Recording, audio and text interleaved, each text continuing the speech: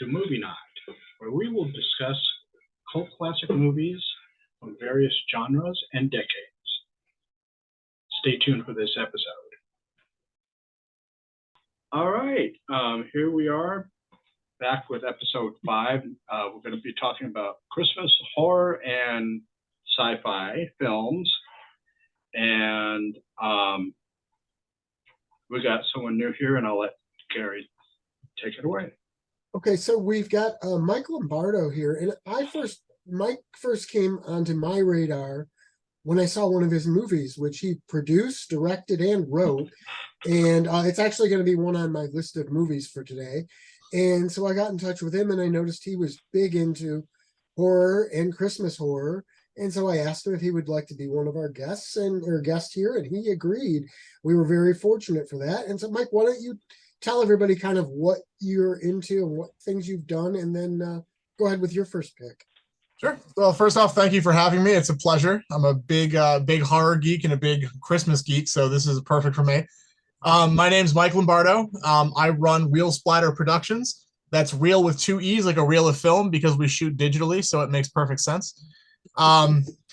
We are an independent film troupe. I've been doing this for close to 2 decades now. Mostly we do horror comedy short films and stuff. I do special effects, I write, I direct, I produce. I'm Dreaming of a White Doomsday was our first feature-length film, which was the complete polar opposite of the tone of everything else that I ever made.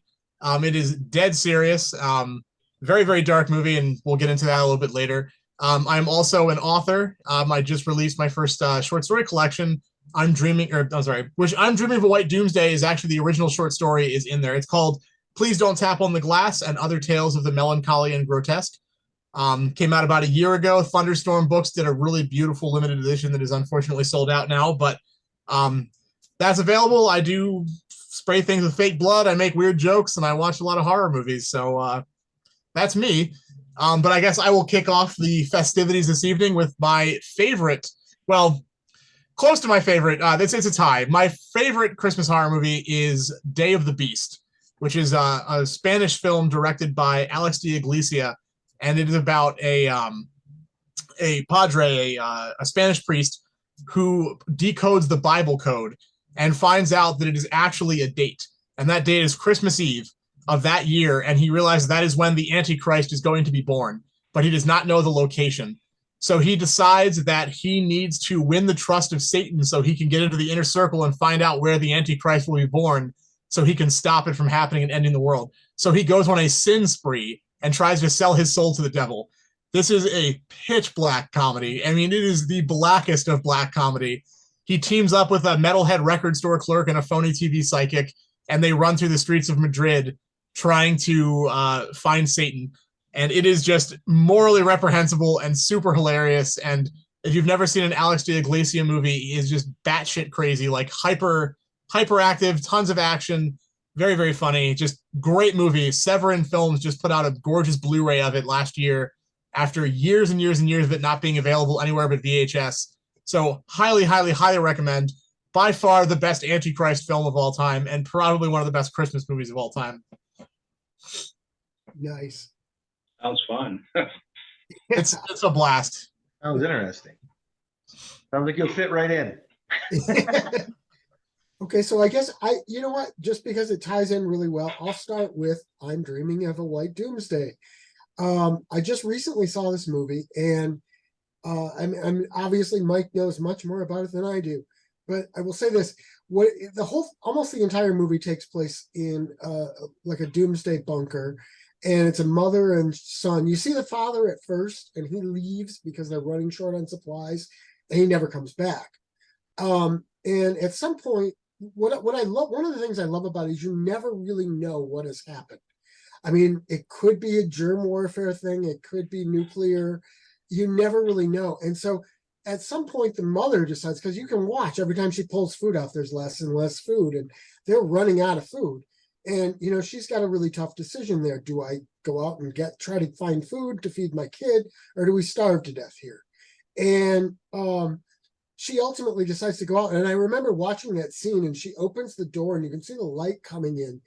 And I'm like, that has got to be terrifying because you have no idea what is out there. You have literally no, I mean, you know, if you or I go into some sort of a sketchy situation, we have sort of an idea of what to expect. She has no idea what to expect.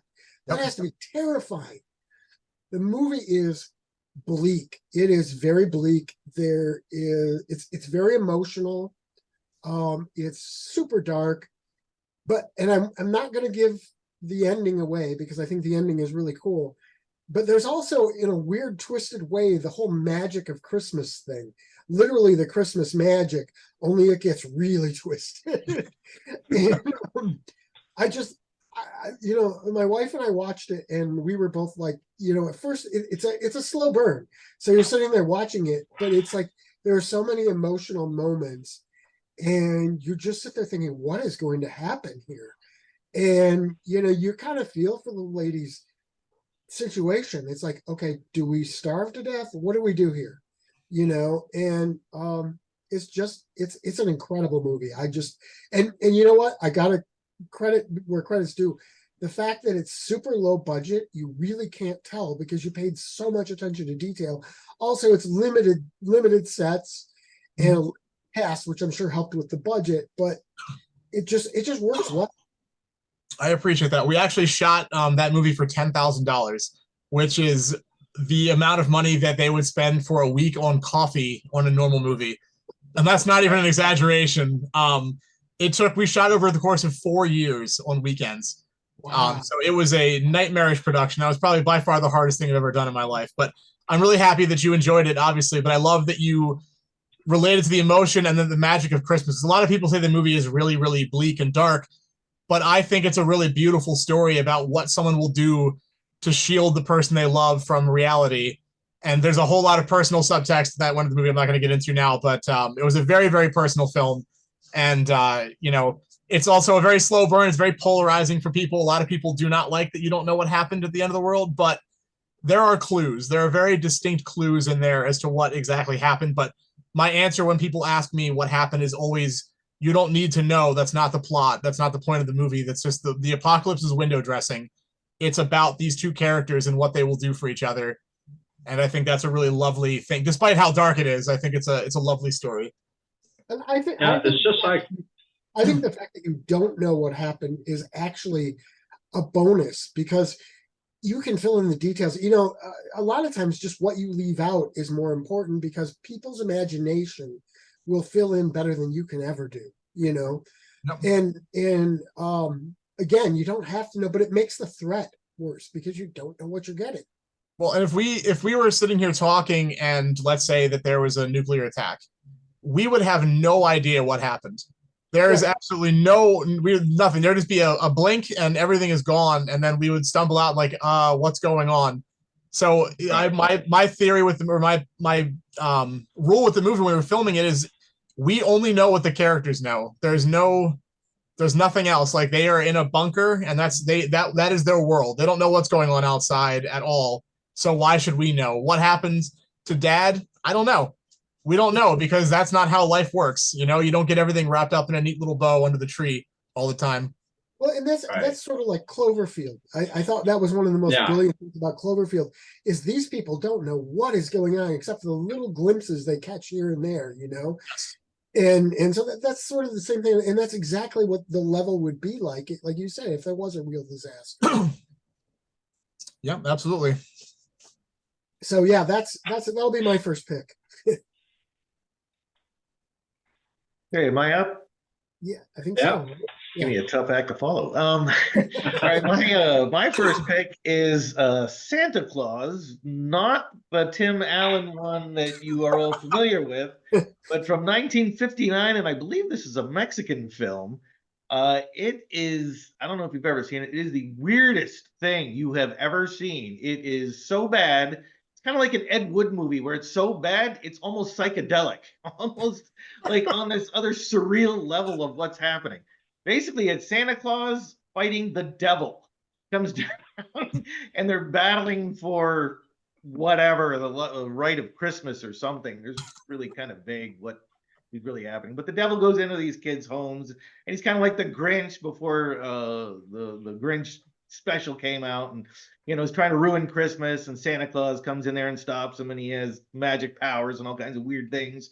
It is just so weird. It's like on this psychedelic level that you almost can't do on purpose, which is one thing I love about 50s and 60s about bad cinema. It's just, it almost works on some other weird level that you almost just can't do intentionally.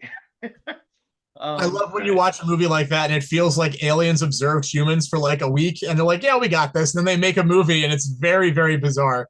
That's basically what this movie is. That's actually a pretty damn good description of this movie. It's almost exactly what it's like. It's just so bizarre.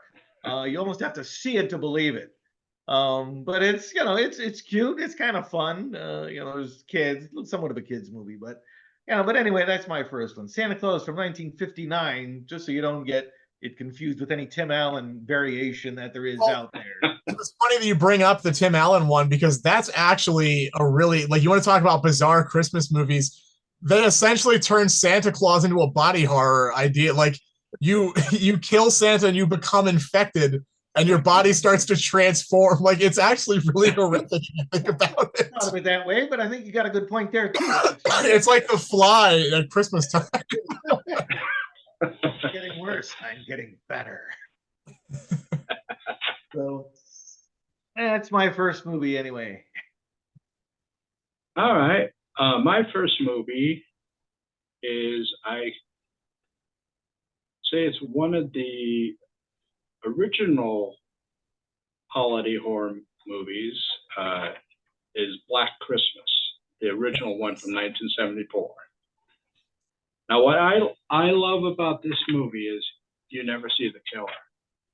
You never, and all those voices on the phone. I watched the bonus features, and it's like there's like several different people doing it, and they put it in almost like in a blender type of thing, and it comes out with the all I could remember is from that voice is, I'm not sure if you ever saw New York Ripper. Oh yeah. It just reminds me. I think Fulci maybe borrowed that weird voice, but Yeah. and obviously it takes place at Christmas time in a sorority house, and but I just love how it's nicely paced. It's not. I mean, by today's standards, some of it would be kind of slow, but it was just, to me, it was nicely paced, and I've seen this thing so many times. And then when it came out on Blu-ray, I had it on DVD, and then when I heard it was coming out on Blu-ray, I just sold the DVD and got the Blu-ray, and I was really glad for it. It's like, Great Shout, set. yeah, Shout does a great set, and gets the what do you call it? All the people, whoever's still alive of those movies, and the directors and behind the scenes people, and then also they've actually on YouTube. I don't remember the title, but it's kind of in a way a sequel because it's about Billy. Yeah, I think it's called oh shit. I didn't watch it, but I have it on my, I think it's called It's Me, Billy, or something. Yeah, something to that, and it gets the next, and I think they're making another one, and it's just a short, maybe 45 minutes, and it just kind of updates you as to what's been going on. But I liked it. Now I know someone else is going to be doing one of the remakes, and not but the latest one I thought was pretty good. The one that they did where they, instead of saying Christmas, they did the Xmas. when they explain too much what Billy was. Yeah. I like the mystery of it. I don't want to be told, just like like you just explained with your movie, you don't want to be told okay, the bomb went off because these two warring factions shot off and, the father is somewhere out, Yeah. you don't need that information. It's just, it makes it, I think it makes it that, for this movie, it makes it that more scarier. Well, yeah, the character of the killer is just so weird, and like his behavior is so erratic. Like you have no idea what he's gonna do or what he's doing. Like it's just, Yeah. it's like he's in his own movie. I love it. You know how a lot of these horror fans, they like doing these mashups, like Jason versus Freddy and blah blah blah. I honestly think if you want to be kind of on the silly level, I think Billy would drive them all of them crazy to the point where they'll probably kill themselves because of it just, like you said, he's unhinged. Yeah. And of course, I would say you have to always bring up that it's a Bob Clark movie. Yeah. Yes. Bob Clark is best known for Porky's and A Christmas Story, which is so bizarre. Yeah, and there's like a bunch of other people that he's done movies, not really a part of, but he had, we spoke about one, Children Shouldn't Play with Dead Things. He's kind of related. Yeah, this one, I mean, if anybody wants, I always, whenever someone used to say Halloween was the first slasher, and I go, no, it really wasn't. I said, you really got to check this one out. And then once, and it's, I would say this one is the first American slasher. Yeah. I would argue Psycho. Oh, but Psycho was British, wasn't it? No, it was. No, it was American. Was it made in America? Yeah. Yeah. I would argue Psycho movie, but Black Christmas is certainly probably the next one. It's a proto slasher, absolutely. Yeah. Oh yeah. So that's my first choice. Margot Kidder's in there too. Yes. Yeah. Young Margot Kidder. Margot Kidder. Yeah, very young Margot Kidder. Lois Lane. Oh, I love their character, Barb. Barb. Yes, she's my favorite character, and I'm not going to give it away, but I did not like what happened to her. Let me just say this, because it's going to tie into when I talk about the other sequel later. Everybody gripes about the later sequel being feminist, but that one was feminist too. Oh, I mean, the men are completely ineffectual. Yep. Completely. And you've got women who are very liberated and for the time very modern and very assertive. And it was a very feminist film. But people forget that. Just the conversation about the abortion that she's like, this is my body, it's not your choice. Like that's very, very ahead of its time. Oh yeah. Right. I think 74, that'd be right around the time Roe v. Wade happened too, I believe. Yeah, somewhere right. A year later. right around there. Yeah. So very forward-thinking stuff. Oh yeah. All right. You're up. All right. So I guess I'll knock out my second choice, which is my other favorite Christmas movie, which I am currently wearing the t-shirt for, Christmas Evil, originally titled Better Watch Out, which is a far better title. Directed by Lewis Jackson. It is Taxi Driver with Santa Claus is the best way I can describe it. When it was released, it was very, very poorly marketed, and they made it seem like it was going to be a slasher movie. So when people finally went to see it, they instead got a character study drama that turns into a horror movie at some point, and people did not like it. But in recent years, it has blessedly gotten a very, very big resurgence. I actually saw this movie for the first time because John Waters said it was his favorite Christmas movie. And I'm a huge John Waters fan, so I'm like, you know what? I'll check this out. Because I used to see it at the video store as a kid all the time. and I thought it was just another crappy slasher movie, so I never bothered renting it, and I blind bought it on DVD, and I fell in love with it, and it is such an amazing movie. It's about a guy Brandon Margaret, who is actually the father of Fiona Apple, the singer. He is, as a child, he sees his dad dressed as Santa Claus, being on the naughty list with his mother, and it kind of traumatizes him because he's very, very into Santa Claus. And as an adult, it is turned into an obsession of his, where he is to the point where he watches the neighborhood kids with binoculars and keeps a giant like antique book of who's naughty and who's nice. Which is really, really creepy. Like there's a lot of really uncomfortable moments in this movie. But he almost fetishizes Santa Claus, and he works for a toy factory, and he's constantly upset that the quality of the toys is so bad, so he's making his own, and he wants to be Santa Claus.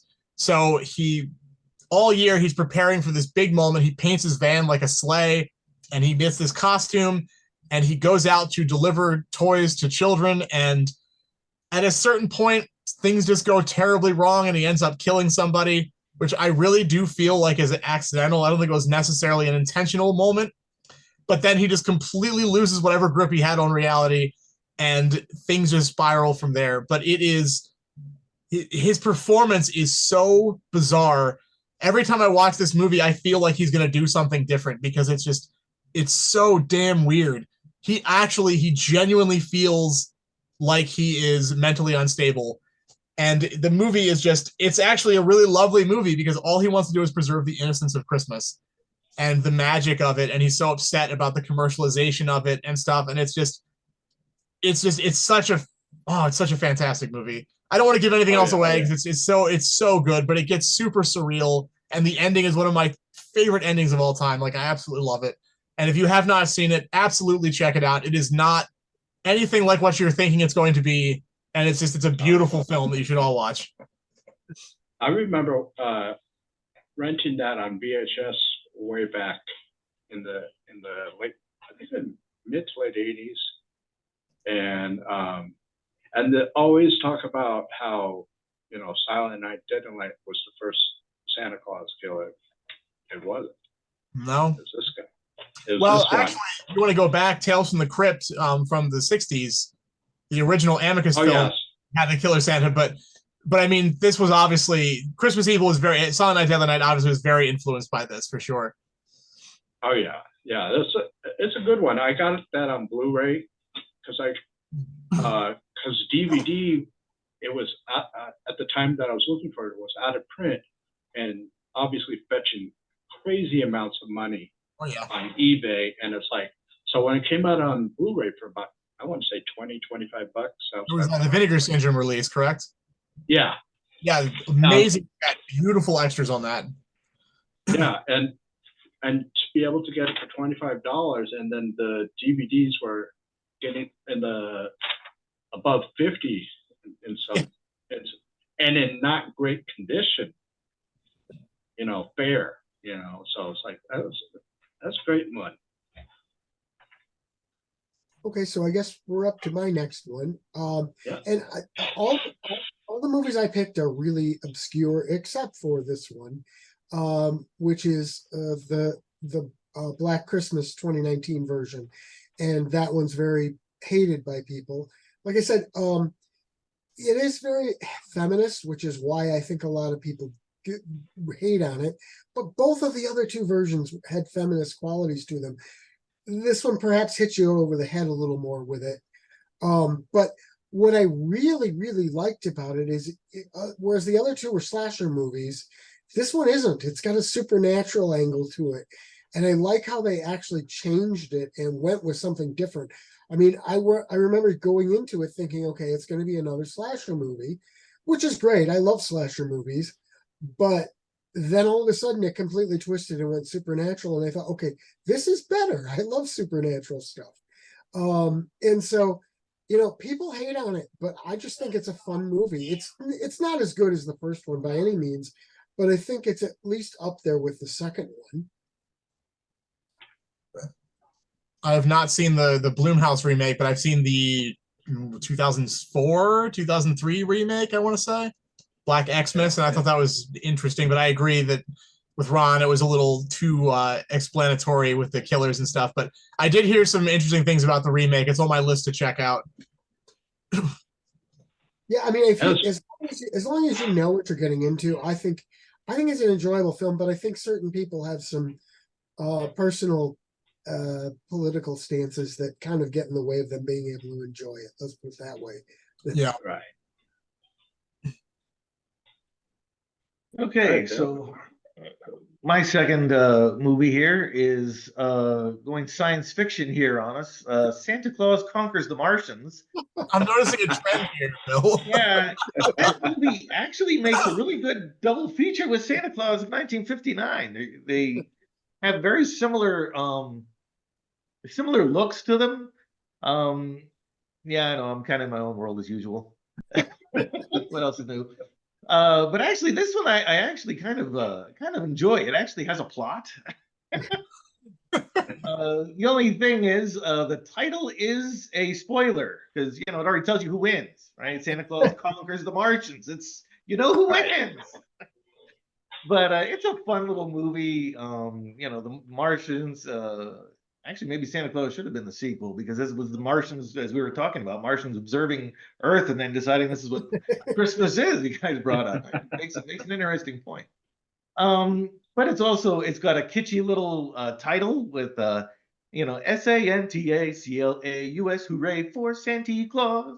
They play throughout the movie.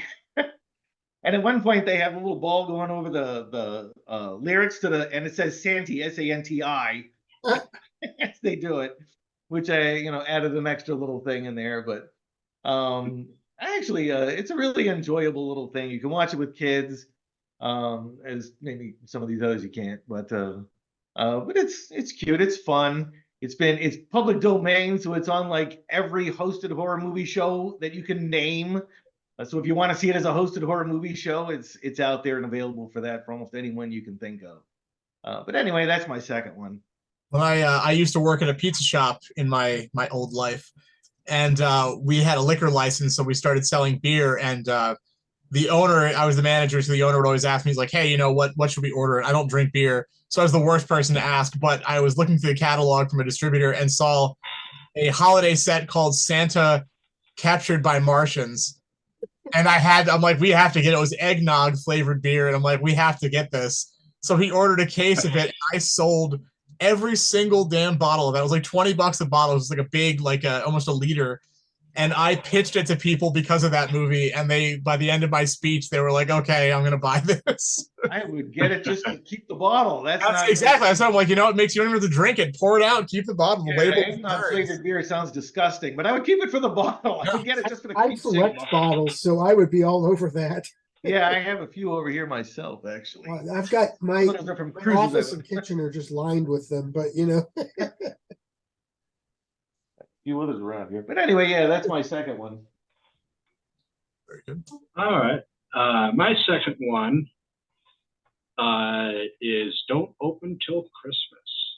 Ooh, I've been meaning to watch that.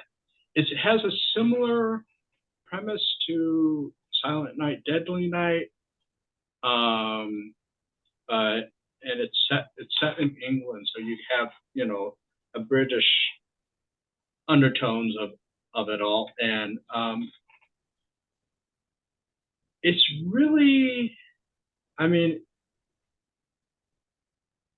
it's really an interesting one because of just it almost at times it feels like you're watching almost like a Jack the Ripper, but Santa Claus instead of Jack the Ripper, because I think in a way, I think this one got on the video nasties list in England. Badge of honor. Yeah, total badge of honor. And this is one I've been trying to find on video, and every time I find it, it's either overpriced or it's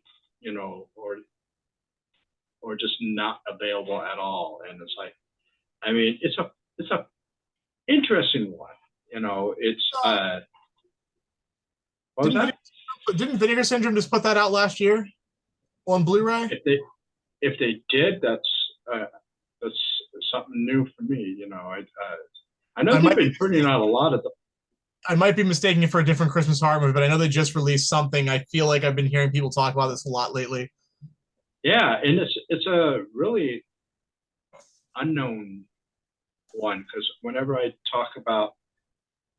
mention to someone, oh, a Christmas horror movie, they always go to either Black Christmas or Silent Night, Deadly Night. And it's like, no, this is, if you like Silent Night, Deadly Night, I think you might like this one. And because similar kind of a premise to it. And that's my second one. Sorry, I'm looking to see. This is going to drive me nuts now. Let's see if it. Yes, Vinegar Syndrome did put it out. Oh, okay, cool. It came on November 16th, 2022, I believe. So there you go. Oh, there you go. I know what's going to be on my list. You know what Santa asked for Christmas this year. Yeah. So my next pick is Jack Frost, obviously the Michael Keaton version. No, Jack Frost, directed by Michael Cooney, video store staple with a beautiful lenticular cover of the snowman with the face opening and the mouth opening with the icicle fangs. Super cheesy movie, but it is a masterclass in how to tell a high concept story with very limited money. It's all camera tricks, camera angles, sound effects, and that's how they portray this whole thing. It's such a ridiculous movie, but the editing, everything about it is so fun, and it knows exactly what it is, and it's not trying to be anything more than that. It's not trying to be Shakespeare. It's just a goofy, fun movie. Very creative. As an indie filmmaker, I just absolutely adore everything they did with it. It was originally written to be this giant budget thriller about a serial killer that could turn himself into liquid and steam and all this stuff. And it was this huge budget movie, and it fell through. The studio backed out. So he was left with very little money, and he had to rewrite the movie on the spot. And he's like, oh, well, it's either this or I don't make a movie. And then he turns it into what it is now, which is just absolutely wonderful. And if you listen to his commentary track on the Vinegar Syndrome Blu-ray, it's just so inspiring to hear him tell all these crazy stories about how they pulled off all the batshit nutso stuff they did in that movie for no money. It's just great stuff. Shannon Elizabeth, one of her first film roles, she does not talk about this movie, and I'm told that if you approach her at a convention with a copy, she will not sign it. Can't imagine why. If you've seen the movie, you might know. But super fun. The sequel, Jack Frost 2, Revenge of the Mutant Killer Snowman, not nearly as entertaining or good, but still very fun. Highly recommend it. I think I've seen that on the video shelves a couple times. It's definitely worth checking out. It's good fun. Okay, so my next one, I'm gonna go with a movie from 2022 called The Leech. And it is kind of a weird movie.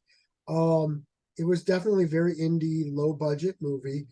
And it's basically this priest winds up finding this guy in his church who's down on his luck. He's been kicked out of his home by his girlfriend, and he's like looking for a place to stay, and the priest lets him stay with him. Well, little by little, the guy starts just leeching in, gets the girlfriend moved in, and they start basically taking over the priest's life. What's really weird about it, and now it all takes place at Christmas time, and what's really weird about it is the first half of the movie, you wouldn't even think it's a horror movie. It's very much a very dark comedy. And then it suddenly just turns total horror.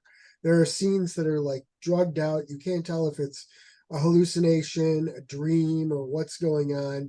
And it gets very violent, very dark, and very twisted. And I'm not going to give any more of it away because it'll give some of the ending away, but it is a really cool movie that just goes in places you wouldn't expect. Sounds wonderful. I'm going to check that out. Yeah, it's a fun movie. It's very, like I say, very dark. You're speaking my language. Okay, I'm up. My next movie, I actually have a serious one, believe it or not. One that's actually like legitimately good for a change. I thought I'd switch things up a little bit. Who Slew Auntie Roo? Ooh, very Has nice. Shelley Winters. It's one of those hagsploitation movies that started with Whatever Happened to Baby Jane uh, with Joan Crawford and Betty Davis. And then all of a sudden they started coming out with all these, bringing out all these older actresses to come back and do these horror movies. They had Olivia de Havilland did one, Betty Davis did several more, as did Joan Crawford. So Shelley Winters comes out for this one. The Christmas connection is, I believe it's the opening scene or early on anyway. Auntie Roo has a Christmas party for orphans at her home. But the thing is Auntie Rue's a little touched in the head. She lost her husband some years ago. She lost her daughter sometime shortly after that. And there's a brother and sister in this movie that she's trying to make the sister out to be the girl, out to be her daughter once again. So it's kind of a psychological thriller there. But those they call them hagsploit. I don't know if I'm fond of that name or not, but hagsploitation is the name they've been given. So I'll go with it. But it's one of the I really got into a kick in them, and again I'm kind of getting back into them again. I just rewatched Whatever Happened to Baby Jane recently, and oh my God, is that movie twisted and great? That's one of the best of all time. But anyway, this one's not too bad either. So that one's actually worth checking out. It's legitimately good. It's not one of those so bad it's good movies like my first two were.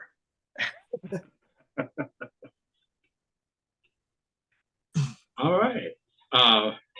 My next choice goes back to the 70s, and it's Silent Night, Bloody Night. Very nice. This one, it's a slasher, but it's how they call it now, slow burn. Mm-hmm. And it's basically, I was just reading here, it sums up: an axe killer stalks a lawyer and his girlfriend in a house that used to be an asylum. And but while it's slow, it's a very slow movie. It has an atmosphere to it, and it's another one of those public domain movies. They put it on DVD a couple times, but the transfers they got it from were atrocious. VHS quality. Yeah, I think even less than VHS quality. Yeah, like bootleg VHS quality. I tried to watch it. It was too murky. I couldn't even see what the hell was happening. So yeah, very murky. Very, it's almost like it was a lot of grays, and kind of it just didn't look right. And I finally found a copy of it on YouTube, and I downloaded it, and I watch it every once in a while. I mean, it fits right in with this time of the year, because it's set really I want to say it's winter time, and it just starts off with this guy coming out of this house, and he's in flames, and it's like, what a great way to start off the movie, and it has someone in there that she later on did. Trying to find her name again. Well, I can't remember her name, but she had a film partner, and they did. We spoke about a movie, Eden Raoul and Rock and Roll High School. Oh, are you talking about Mary? Oh my God, what is her name? It's Paul Bartel and Mary. With a W. Yeah, it's not Wardnowski. That's the director of Chopping Mall. She was in that. What is her name? She was in every Roger Corman movie. Oh, this is gonna kill me. Hold on, I'll find it. Voronov. I think That's it. I think that is it. Warrenoff. Yeah. Yeah. Yeah, Warren. John Carradine is in this too. I mean, Mary Warrenoff. Yep. he didn't have a big part in it, but it's just I think in a lot of stuff that John Carradine did after the '60s, he did it just for money. He didn't really care about the film, you know. He just, I need some money, so sure, I'll do it. Why not? Have you ever seen Sonny Boy? No, I haven't. That's it. That movie is incredible. He with David Carradine, it's got what's his face that plays the voice of Chucky, Brad Dourif. It's about this family. David Carradine plays the mom, and oh yes, okay. Adopt a baby. Oh, it's such a messed up movie. It's great. That's his best performance. Oh yeah. Let's see who else is in it. It just it has this one actress. Her name is Candy Darling, and I think she was an adult film star first. So just to cross right over into a horror movie, which I think a lot of them do. But this is one. If you go look on YouTube and if you can find, they have several different copies out there. It's really hard to tell which one is which without you actually watching it first. And if it's the murky one, that's the wrong one. The murky one makes it slows it down even more because you're not interested in what's going on anymore. It's like it's almost like you're distracted by that, and you're not getting into the storyline. But they call it a slasher film, but a early '70s slasher film. So it kind of, I guess, in a way, predates Black Christmas by two years. So that's my third choice.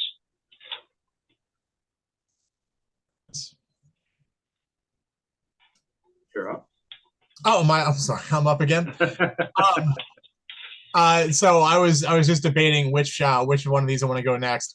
I think I'm gonna switch it up a little bit with the Arnold Schwarzenegger vehicle, Jingle All the Way, which I know what you think, like that's not a horror movie, but if you watch this movie and really analyze it, it's really a story about an emotionally neglected child and his deadbeat dad, who also happens to be an Austrian bodybuilder living in suburbia for some reason. But the movie is absolutely psychotic. It is a family film that has Sinbad playing a postal employee who is sending mail bombs. And he's trying to kill a child to steal a toy from him because he's also a deadbeat dad who is drunk all the time, and he's still living through the trauma of not getting the toy that he wanted as a kid. He never got over it. But this movie came out not that long after like the Oklahoma City bombings and the Unabomber and stuff. Like, these jokes are not funny. Like, if you look at it, it's like, man, this is really, really messed up and psychotic. It's revealed that there is a black market bootleg toy chain run by mall Santas. Like, police raid it. Like, the movie is just so insane. And it gets crazier and crazier. And then, like I said, this character, Sinbad, is fighting Arnold Schwarzenegger, trying to get this Turbo Man doll for his son. And he literally, at certain points in the movie, is ready to literally kill this child. He's dangling him over the edge of a building. And he's like, I'm going to kill you, and I'm going to get this toy and give it to my kid. It's like, this is insanity. This is a children's movie. Arnold gets a reindeer drunk and then punches it in the face. Like, it's a messed up movie, but it is so damn funny and so weird. And I really don't think that enough people, know about it. I actually did a 4.5-hour podcast with some filmmaker friends of mine, mainly Jeff Frommis, who we came up with the Jingle verse. which was a theory that Jingle All the Way is actually a sequel to Predator, because this is what Dutch was up to. He went, you know, he had to hide from the government, so he went straight, and he went into the witness protection program and became a suburban dad. And like it's this whole nutso rabbit hole that we fell down, but super great Christmas movie, really cute, really lovely, you know, family film as well, but it is also completely psychotic and very darkly comedic. Sounds like a real stretch for Arnold Schwarzenegger's acting abilities there. Yeah, you know, he does a great job in it. I just think it's so funny. I It's remember. like there's all this little boy and his friends, they're all like hanging out, and it's like no one in this neighborhood it's like, oh yeah, Billy's dad is an Austrian bodybuilder. Like it makes no sense. I love it. It's such a whacked out movie, and I'm so glad that Arnold did it. I remember Yeah, it was pretty funny. first came out. When it first came out on video, I remember seeing it. I have to check that one out again. Dude, it is some twisted. There's a pedophilia joke in there too. Like it's messed up shit. It really is. Wow. Okay, so I guess I'm up. You know what? For my next one, I'm going to kind of go in a Bill direction here, with a really bizarre movie called, and I always have trouble pronouncing this thing. Chris Massacre, like Christmas, but it's massacre at the end. And it came out in 2015, and it is a very, very low budget. And you know, as you get with some of the really low budget films, the acting is a little less than what you would hope for sometimes. Some of the actors do an all right job, some of them not so much. But the weird part of it is it starts off, and a big chunk of the movie is sort of almost a boring, like college comedy about a bunch of stoners drinking, and they cheated on tests, and they're going over how they did on their final exams and stuff at this Christmas party. And then all of a sudden it turns into a slasher movie. I mean, there are little hints that it's going to be a slasher movie, but then it turns total comedy slasher. I mean, to me, it's like almost the comedy slasher part is almost like Student Body's stupid.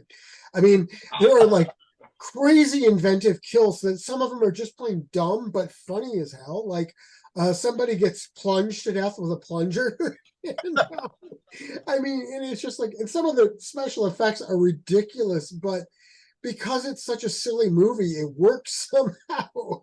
It's just a crazy movie. It's like you've got to get through that first half though, because some of that's really boring, and you're just sitting there going, when is something going to happen? Oh, and everybody keeps giving. They had a Secret Santa going on, and everybody keeps giving a present, but every package is exactly the same.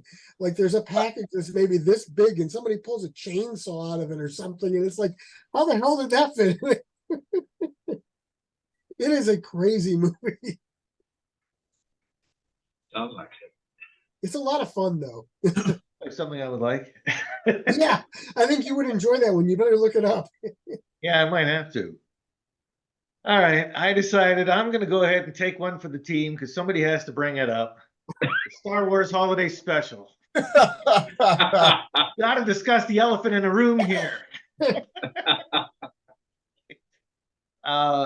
I don't even know if you say so bad it's good, but it's the one that everybody denies ever happened. Like anybody who had anything ever to do with Star Wars, George Lucas, Mark Hamill, Carrie Fisher says she was so high on drugs she doesn't even remember filming it. So, you know, she at least had a legitimate excuse anyway. I pulled this one out a couple of times. Technically, it's Life Day, what happened on November 17th or 18th. That's when it first debuted. I actually saw this on television when it first aired. I don't know if you guys will admit to having done that, but I did. I saw it. Did you? I've never seen it. I'm not a huge Star Wars guy, but you know. It's supposed to be a sketch comedy, but it also has some serious stuff. But the weird thing is the guy doing the serious stuff, the one they gave most of the lines to, is Art Carney. Really? Okay. That's kind of like Marcel Marceau being the only person with an actual line in Mel Brooks' silent movie. Oh yeah. Marcel, yeah. The mime. But it's supposed to take place in Chewbacca's family home, which is suspiciously, I don't know if you ever, well, for those of you who are the Star Wars geeks, is suspiciously exactly like the Ewoks home in the Ewoks cartoon. So there's got to be a connection there. Actually, I'm sure there is a connection there because originally the Ewoks were supposed to be more Chewbacca's. But anyway, it's supposed to be the sketch comedy. Most of the comedy doesn't work. Most of the comedy is very unfunny. The only one that is actually somewhat funny is Harvey Korman comes out there and does like this Julia Child thing with other arms coming out of her and everything. That one actually worked a little bit. The rest of the comedy is just terrible. You want to start throwing tomatoes at these people for doing this. Carrie Fisher sings. Did I mention that? She sings. She sings the Life Day song. But anyway, took one for the team for you guys. All right, thank me later. Thank you, Bill. Thank you. I remember seeing it, but I don't remember what it was about, except for Chewbacca. You know, it was Chewbacca's home planet. You know, and now that you're saying that, you know, sketch comedy and stuff, I wonder how much of it was scripted. It's a good question. I think You Harvey know- Korman ad-libbed some anyway, and that's probably why Oh, his of was course. funny. Yeah, you know, of course, you know. All-star cast though. B. Arthur plays a one of the bartenders at the cantina Yeah. thing there, and you know, but I love B. Arthur, but she's pretty much wasted in this thing. Now, As is most of the cast. Did you? I was telling Gary about on Facebook, someone selling a Blu-ray of it, and the cover is the TV guide cover that they put for it. That's cool. And and the guy, I think he charges $15, and I think he's charging $20 more than what he should. He should give you $5. That's about right. That sounds about right. Yeah, I it's for Star Wars completists only. You got to be hardcore to sit through this thing. Well, 1978, right? Yeah, 78. Year after, Okay. 1 year after the original Star Wars. Yes. Yeah. Never re-aired. No. Yeah, George Lucas ordered all copies burned and destroyed or something, but somehow it's on YouTube now. If anybody wants to get out there and catch it,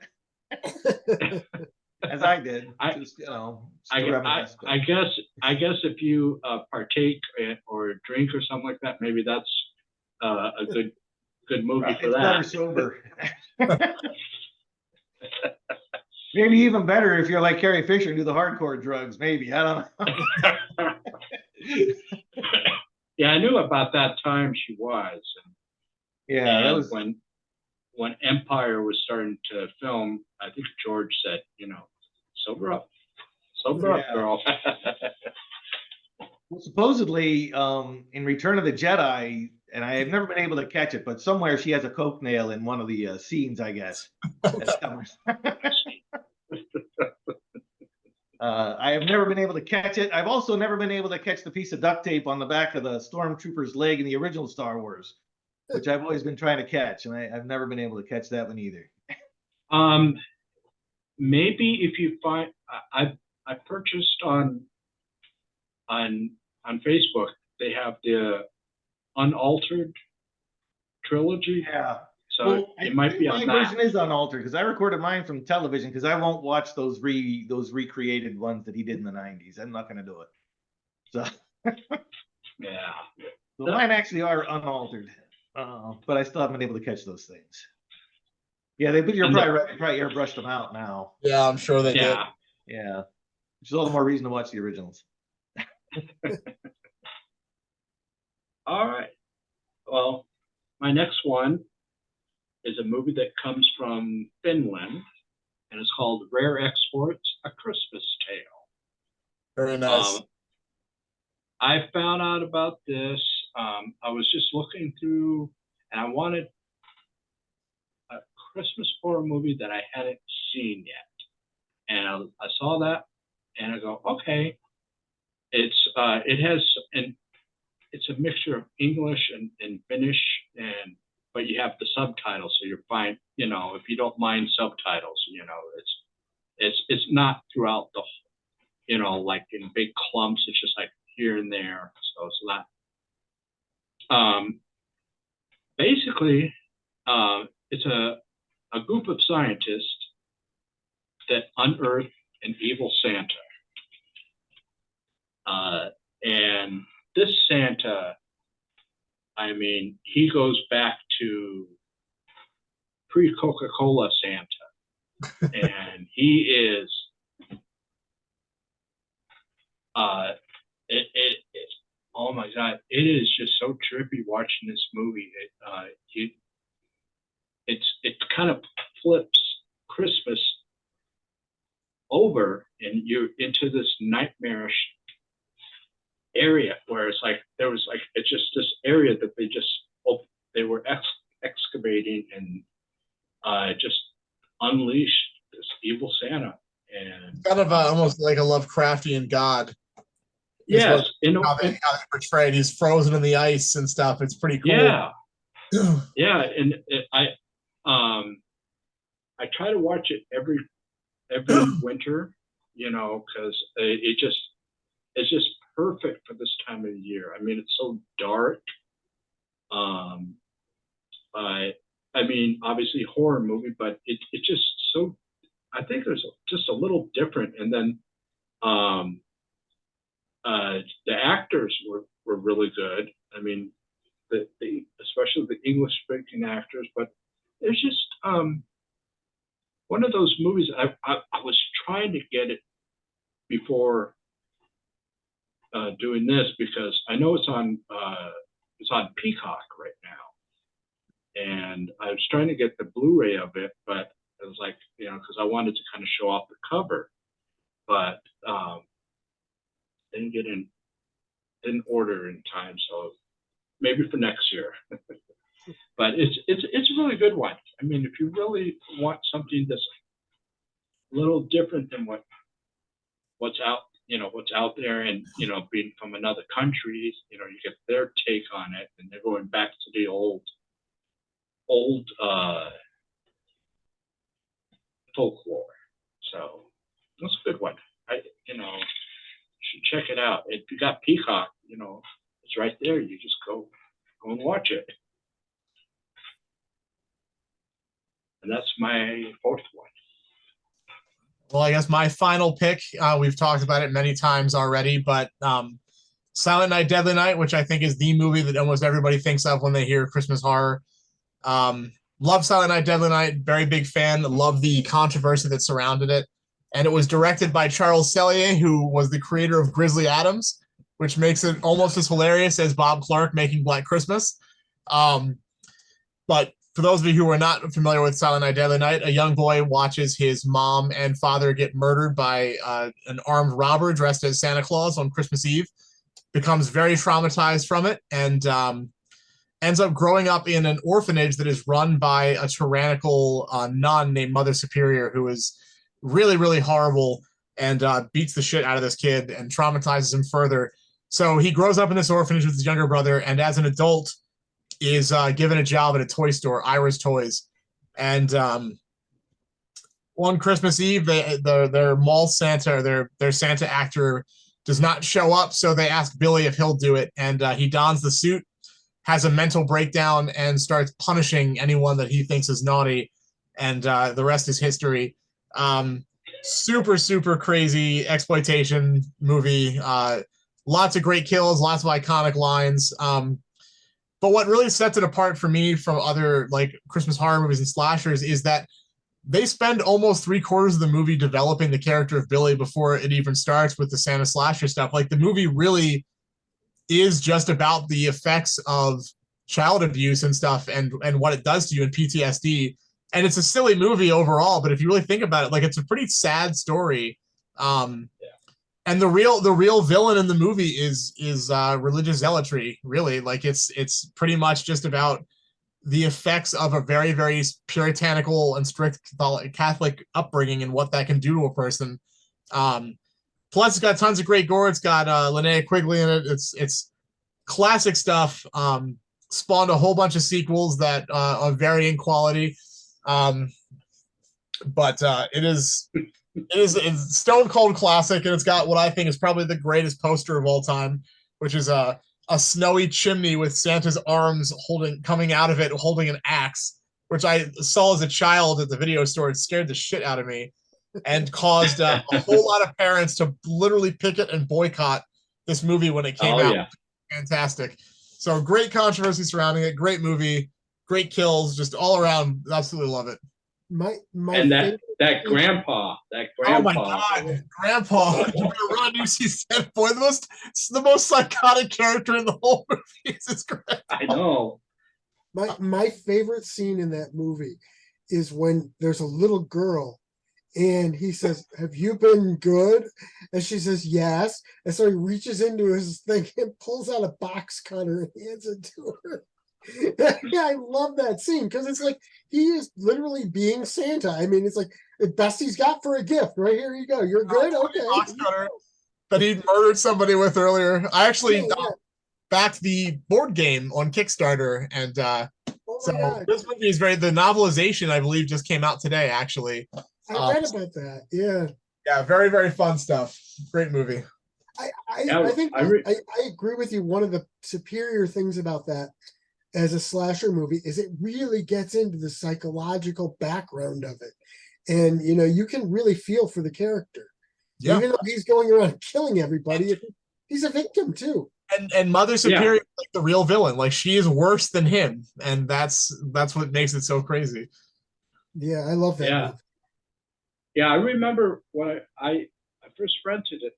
I went to the video store and I kept on going by it, and I was like going, okay, I'm going to take a chance with this thing. I have no idea what I'm getting myself into, and I'll go, okay, let's. And ever since then, I think I've owned it on VHS, I owned it on DVD, and now on Blu-ray.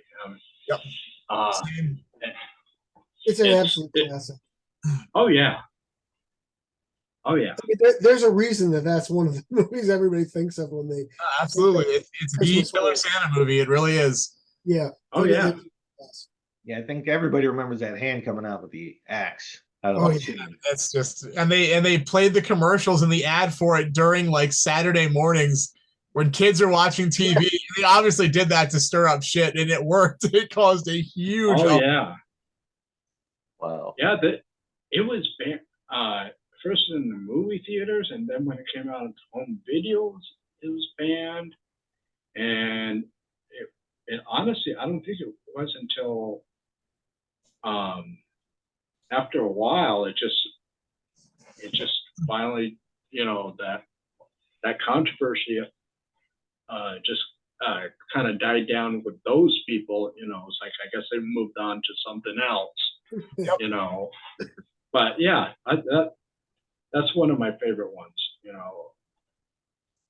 I love you that can't go wrong with that one. You just cannot. No. That's what we're actually this weekend. My girlfriend and I are going to watch that. Excellent. Nice. I'll probably end up watching it this weekend too. Okay, so my final one, I just saw this one. I just saw last weekend or a couple weekends ago, and I just recently reviewed it. It came out in 2020, and it just came out on Blu-ray, I think. It's called 13 Slaves Till Christmas, and it is an indie movie, but it's an anthology film, and I love anthology movies because one of the beautiful things about anthologies to me is if you don't like one of the stories, there are always more stories, and you might like some of the other ones. Truth is, I liked every story in this one, but the overlying story on it is a bunch of guys get a message that they're supposed to meet at this bar on Christmas Eve. And they have no idea why they're supposed to go there, but they all have a connection to each other, which you don't find out till the very end of the movie. But you can tell from the way they talk, it's something dark and that they don't want to really remember. But they all decide they're going to tell spooky ghosts, spooky stories for Christmas, which that ties into the whole spooky stories at Christmas tradition, which I love. Movie's like an hour and 40 minutes, and there are technically 14 stories because you got the overarching one. And they're all done by different directors, different writers, and everything. So you got a lot of different flavors. Some of them are funnier, although they're all very dark. They get pretty gory, and all of them are fun. And one of the things I love, and I only caught two of them, but I have a hunch if I watch it again, I'm going to catch more. Is you can tell these people love old horror movies because they're paying tribute to them. There's an Officer Voorhees in there, and there's a DJ who calls somebody up. He's pissed off and he calls somebody up on the phone, and the guy he calls up is Bob Clark. So it's like, okay, there have to be more of them in there, I'm betting, that I just didn't catch. But I love when, when I write fiction, a lot of times I throw little things in. Like recently I did for Horrifying Holidays 2, I did a piece called Silent Night, and it's sort of a tribute to the original Night of the Living Dead. And so the two parents in there is George for George Romero and Barbara. And so, I love those little nods to things. And so I really appreciate that in movies too. And it's a very fun movie. It's well done. I mean, and again, it's one of those where it's like, I know they didn't have much of a budget, but they did a good job with what they had. They did a very good job. And the beautiful thing about that is these stories are like, 10 minutes each. So if you don't like one of them, oh well, it was 10 minutes out of it, That 13 Slaves of Xmas was actually released by the same distributor that released I'm Dreaming of White Doomsday, Scream Team Releasing. And a lot of my friends were actually the filmmakers from that. John Hale, really good buddy of mine, did the Killer Caribou segment. Oh, nice. Starks is the producer of the movie. He did the wraparound. Like, very, very fun stuff. And it's cool to see all these guys, doing Christmas horror stuff. It's good fun. Sean Burkett did one of those, and I did an interview with him on Spooky Ventures a while back. And I know Jen Nangle and Julianne Prescott are both in the movie, and they're both. I chatted with them before. They're both really cool. No, very lovely people. They're in 1031, and so it's good stuff. Yeah, in fact, pretty much all the movies I did except for Black Christmas are actually distributed by MVD, which your movie is, obviously. And so it's like I get a lot of those from MVD, and it's like there's some good stuff coming out of there. Oh yeah. So yeah, that's a really good movie. And I just really enjoyed it. It's a fun one. Okay, my last one. This may not exactly be a cult movie, but I did want to talk a little bit about Edward Scissorhands. Oh my God. Yes. Yes. It's another legitimately good. My taste in, I think it was Roger Ebert actually once said this. He said, I like movies that are really good and I like movies that are really bad. And I'm like, you know what? That describes me perfectly. All those movies in the middle, I'm a little wishy-washy on those. So Edward Scissorhands, I really love. Tim Burton is good. I always enjoy him. Johnny Depp, he's not bad. I don't hate him. My wife likes him for various reasons that you could probably guess. But I don't think he's terrible. But the one thing that I really love about this movie is that it's Vincent Price's last movie. Yes. And I remember after he passed away reading about it and thinking, and they were talking about it on the radio, and they said, when you compare him to Bela Lugosi and Boris Karloff, Bela Lugosi's last movie is Plan 9 from Outer Space, one of the worst movies I've ever made, and became famous for that. But Boris Karloff's last movie was Curse of the Crimson Altar, train wreck of a movie. This guy finally gets to go out on top, in an A-list movie, which is kind of cool for a change. It's like, maybe these old classic horror guys are, finally at least going out in style if they couldn't be in style throughout most of their career. But for any Christmas connections or for anyone who, maybe lives on Mars or something and hasn't seen it, there are several Christmas scenes in there, right? I think he comes to them at Christmas. He's there in the wintertime with his, doing the ice sculptures and the topiaries in the yards and everything. And of course, the big heartbreaking scene is when they do the flashback and they don't even give him a name. He's just called the Inventor. Is that right? The Inventor, I think. They give him his hands, and then he just drops dead of supposedly a heart attack or something, I guess. And Edward Scissorhands cuts up the arm so he can never have the normal hands. So you know, it is about that being odd or different or not fitting in kind of a thing. Very conformity message or anti-conformity message, which I also kind of like quite often in a lot of movies. But anyway, really good movie. Should catch it around Christmas time. I consider it a Christmas movie. Absolutely. It's a lot of fun. It's I, a damn masterpiece, is what it is. It is, yeah. It's I love the fact that it's sort of a combination in some ways of Frankenstein Yep. and Pinocchio. Yeah, I didn't think of the Pinocchio, but yeah, I was going to bring up the Frankenstein. It is a Frankenstein movie, really. That was a big influence on Tim Burton for Yeah, sure. I absolutely. honestly, I think that the subtextually, I think it is probably one of the most beautiful portrayals of being an artist in the normal world that I've ever seen, because you are, as an artist, you're a novelty to the regular world until they eventually turn on you and they don't like your stuff anymore. I watched it, I loved it as a kid, so it was whimsical and fun. It was Tim Burton, and then as an adult, I watched it. It brought me to tears, and I was like, wow, this is exactly what it's like. Like, wow, this really, and the fact that his hair is the big poofed out Yeah, mess, it's very clearly Tim Burton. And I was like, wow, buddy, I feel this. Like, I definitely feel this. right. Yeah, it really is a good one. It's good on many levels. But that's what I wanted to close out with anyway. Great choice. All right. My final one is a movie called To All a Good Night from 1980. This is basically a slasher film taking place during a winter break, and it's a college, not necessarily like a sorority or anything, but it's just some people are staying on campus during the holidays, and then there's a slasher about, and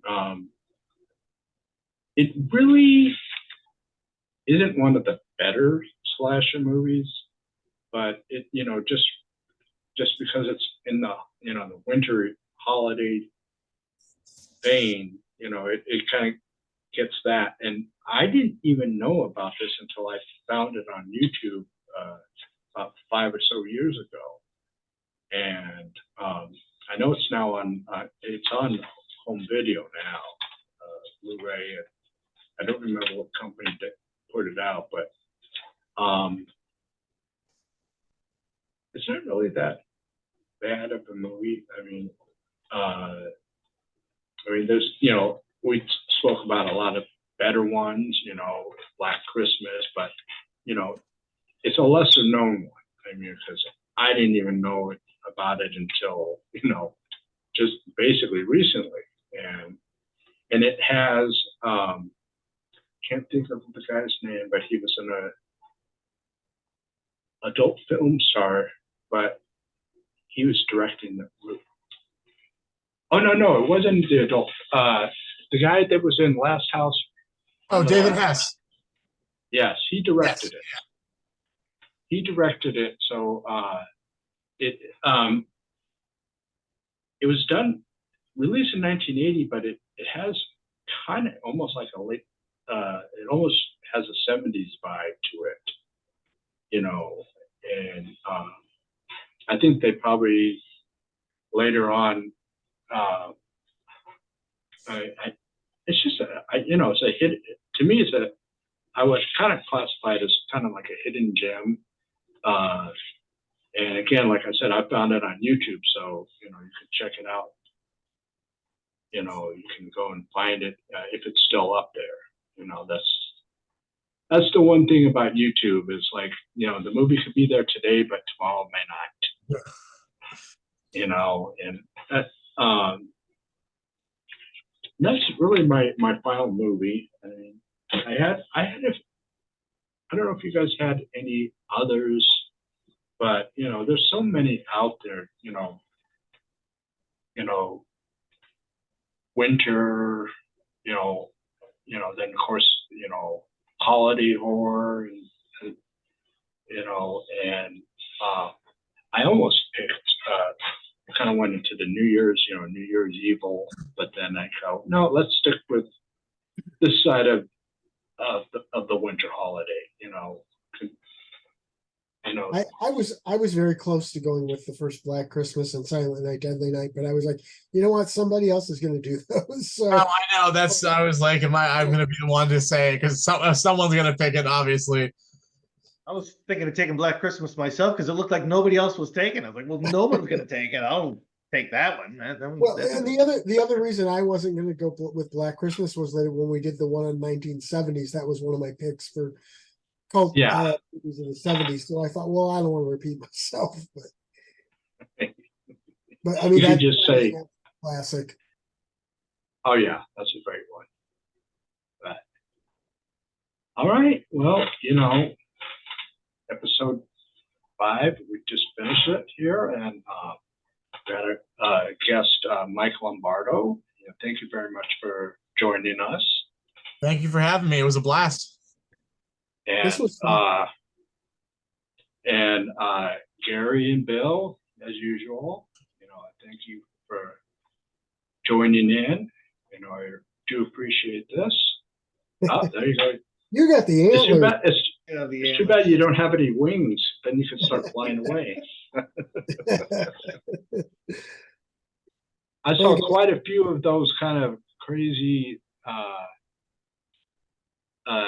antlers and stuff over at Dollar Tree, and I almost picked it up, but then I go, nah, it's good. I'll probably only wear it once and then just put it in the closet for the rest of the year. But, probably. all right. Well, thanks again, and you guys have happy holidays. I know you guys celebrate Christmas, so have a good Christmas. And everyone out there, whatever holiday you celebrate, have a good one. Let enjoy me the people. What I always say: if you don't have a holiday you celebrate, just pick one or make one up. Why miss out on the fun? Festivus. Yeah. Happy Festivus for the rest of us. Yeah, exactly. Put up the poll. Have a good time. There you go. There you go. The airing of the grievances. Yep. That's right. I got a lot of problems with you people. All right. Well, I'll catch you guys on the next one. Thanks for having me. Thank you. Good night, everybody. Bye. Thank you very much for watching this episode. And stay tuned for the next one.